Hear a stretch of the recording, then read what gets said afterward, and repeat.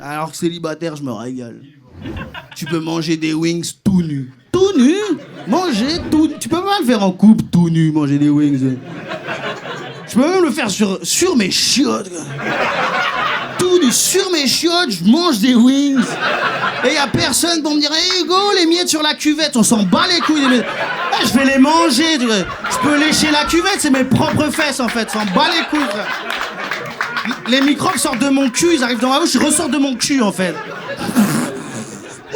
Je suis enroulé les frères, je suis désolé. C'est ma dernière scène de la soirée, je suis défoncé parce que en fait là j'ai une règle, si je fume pas la journée, en janvier il fait nuit à 16h30 donc.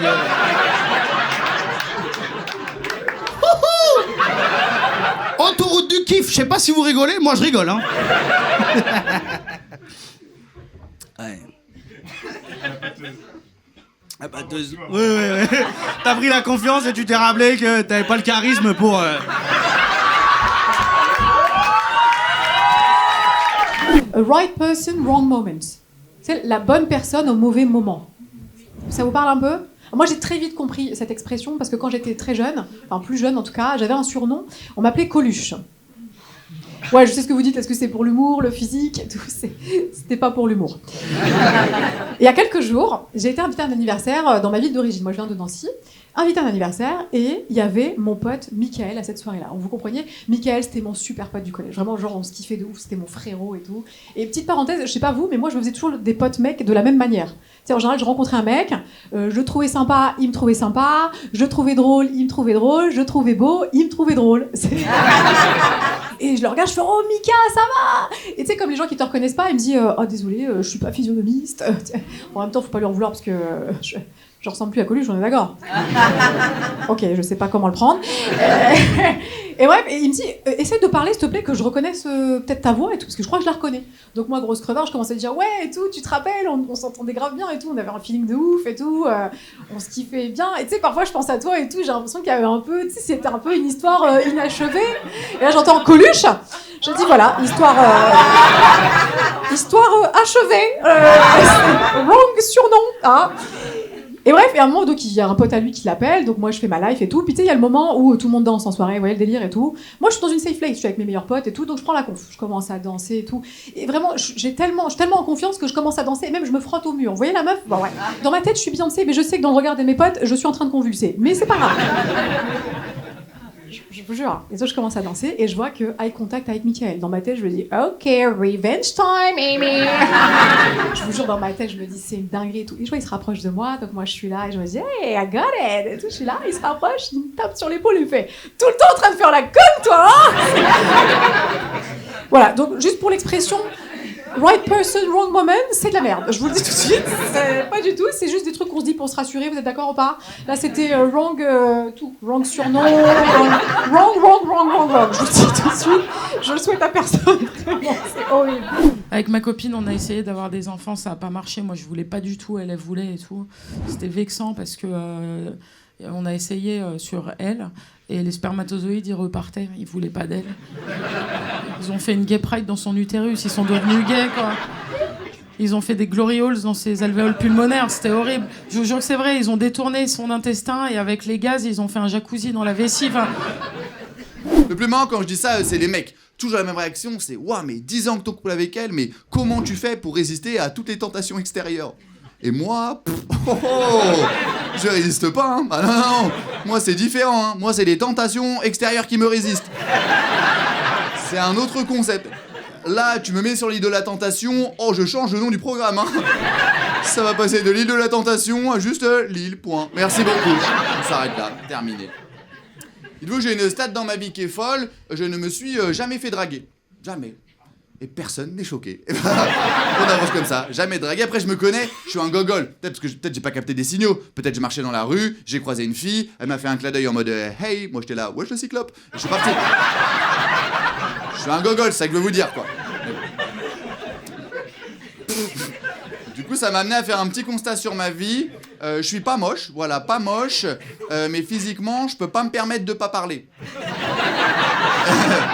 Vous avez la logique ou pas ? Ouais, parce que y a des gens, ils peuvent ne pas parler, hein. Timothée Chalamet, vous voyez qui c'est ? Ouais, si pendant toute une soirée il ne parle pas, les meufs, il parle pas, oh, Mais qu'est-ce qu'il est mystérieux. Moi, je parle pas de toute une soirée. Oh, les meufs vont être la Tanguy.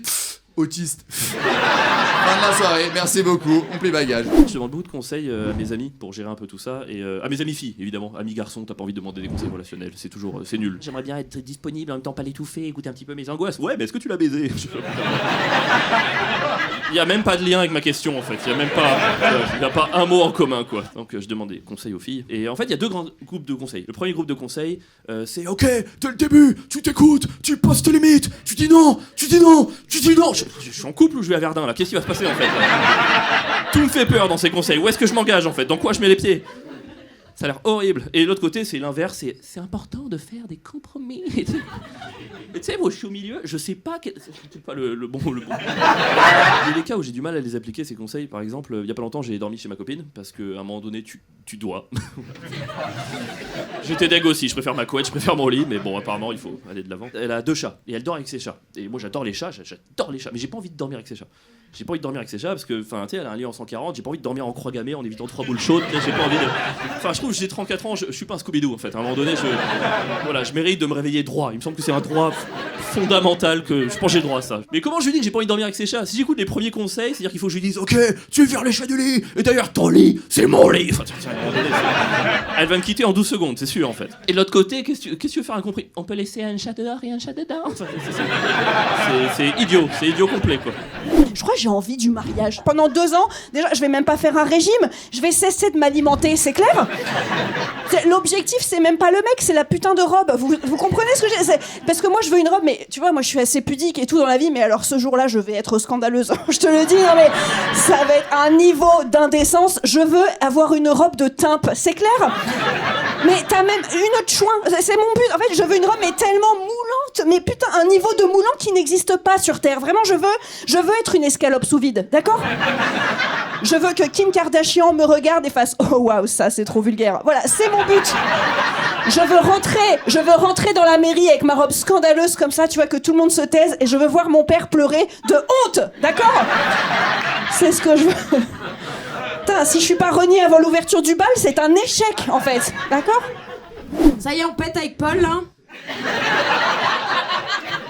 Enfin, ça y est, on pétait avant, mais tu sais, t'es discret, T'es là, t'es sur le canapé, tu regardes un film, ça va? Ouais, ça va, t'es sûr que ça va? Tu fais une tête bizarre? Ouais, ça va, je te dis, t'es en train de pourrir de l'intérieur, là.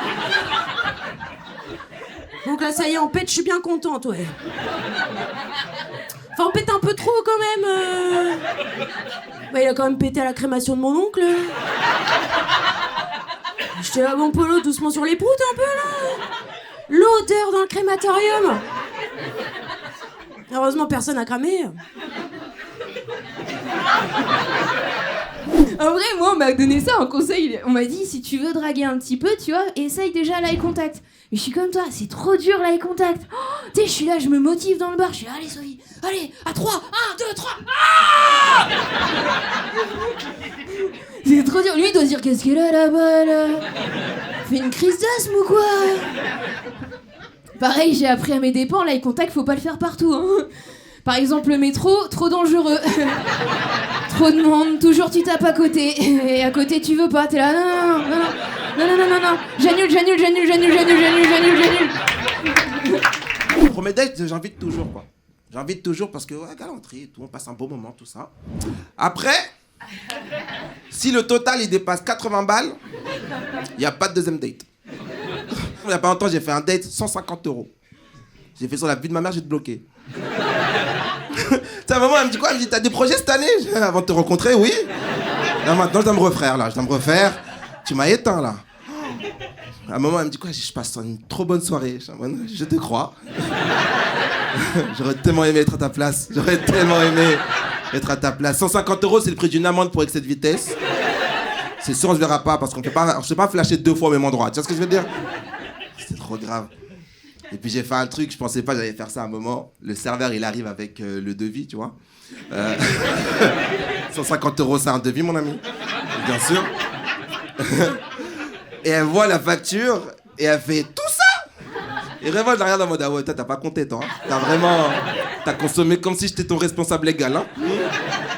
Et j'ai dit un truc, une mascarade, les amis. Je fais, je suis pas à 150 € près. Je suis à 10 balles près, pourquoi j'ai dit ça? Je sais pas pourquoi. Merci beaucoup les amis, c'était top, merci énormément.